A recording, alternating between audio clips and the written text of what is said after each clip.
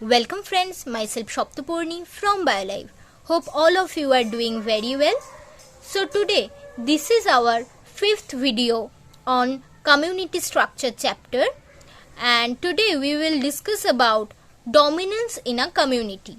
Okay, so if you want to check out the videos on species richness, relative abundance and rank abundance curve, then Shannon-Wiener diversity index, Simpson's diversity index and related problems with them, the links are given in the description box below. You may check out those videos also.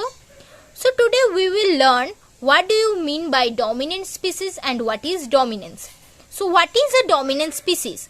When a single or few species predominate within a community, those organisms are referred to as dominants. Okay, so actually dominance, we understand dominance as a numerical supremacy.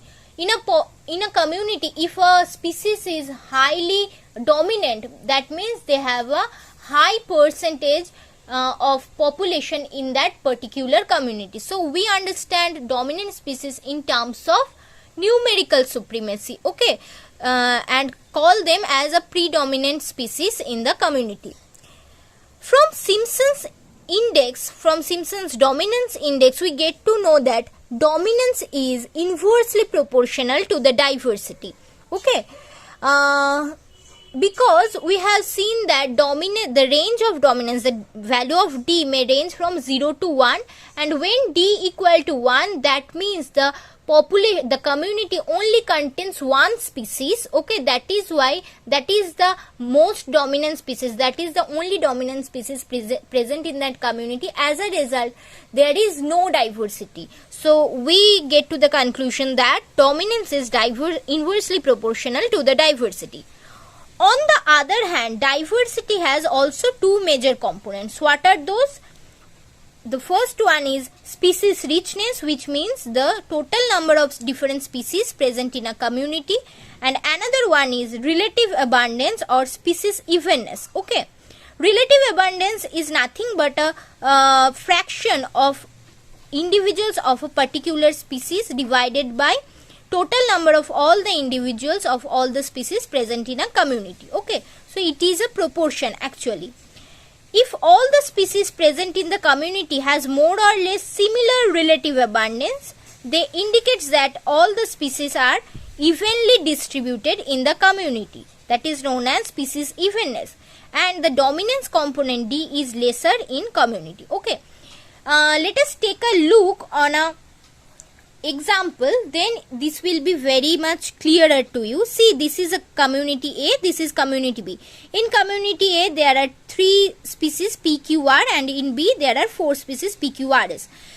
You just look at the percentage. Okay, here P species is present as 90%.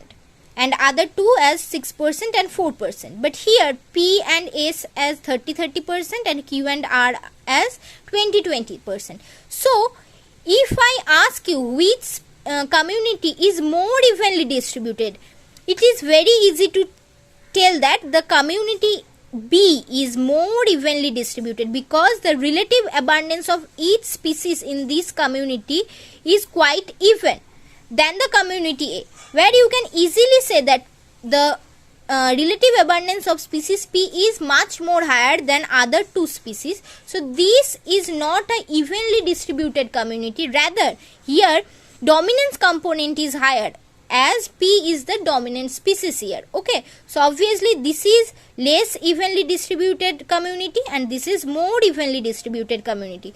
On the other hand, it has less species richness, which is 3, and it has more species richness, which is 4. And here there is a dominant species P, but here there is no dominant species like that. Okay, so on these two respect we can say that the community A is less diverse, whereas community B is more diverse. So 3 points are here. First of all, here the distribution of different species are less even, and here the distribution is more even. As here the distribution is less even, so obviously there is a presence of dominant species known as P, and here no such dominant species is present. Here species richness S equal to 3, which is less than the community B where S equal to 4. So obviously on these 3 points we can say that this population is less diverse, where community is less diverse, whereas this community is more diverse. So see here, whenever the dominance component is higher, the diversity is lower. Whenever the dominance component is lower, the diversity is higher. So it indicates the inversely proportional relationship between dominance and diversity. Okay. So now take a look on how other factors than numerical supremacy may change the dominance in a population, in a community. Okay. Now see, as we are talking, numerical supremacy is not always sufficient to indicate the dominance. Okay. Why? Let's take a very simple example. See, in a forest floor, you will find numerous number of understory or small trees. Okay, they are numerically superior. But majority of the biomass of the forest is accounted for a few large trees, okay, which overshadow the smaller ones. So obviously smaller trees are numerically superior in number, but larger amount of biomass is accounted for larger trees which are numerically lesser in number, very less in number. So obviously the large trees are dominant here because they have more contribution towards the community than the smaller trees. So obviously dominance is not always based on numerical supremacy or higher value of relative abundance, but also on the size of the individuals. So size of an individual is also a determining factor for dominance, and from this we get the concept of keystone species. In keystone species, you will see that there is a lesser number of those individuals, but they have a higher impact on the community. Okay, we will discuss about keystone species in my next video in details. Okay, just remember that numerical supremacy is not always sufficient to determine the dominance factor. Okay, so what determines the dominance? Competition determines the dominance. Okay, along with numerical supremacy and size, competition determines the dominance. See, dominant species achieve their status over other species as a dominant competitor at the expense of other species in the prevailing competition.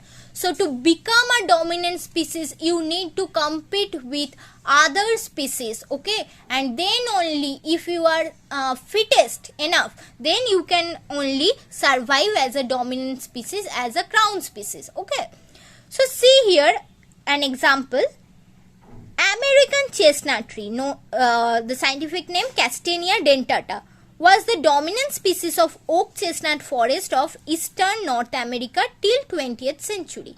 Okay, but what happened then? The chestnut blight introduced from Asia and American chestnut tree population declined rapidly, okay, due to the chestnut blight. So they could not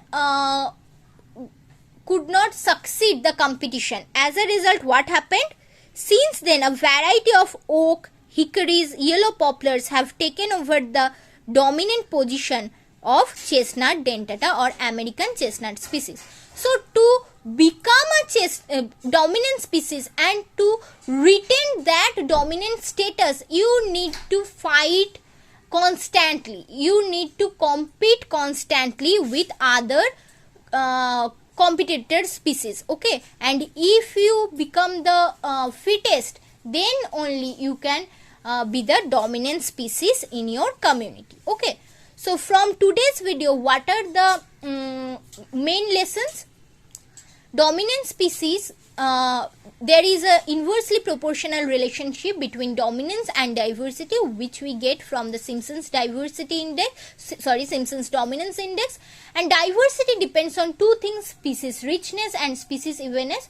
Whenever these two things increases, diversity also increases. Okay, and not only the relative abundance is the only determining factor for dominance. Okay, because beside numerical supremacy, the size of the species also determines its dominance or its contribution towards the community. Along with that, competition also determines dominance. So to become a dominant species and to retain that status, you need to compete continuously. Okay. So these are the main lessons of today's video. I hope you have get this thing clearer in your mind. So thanks for watching and happy learning.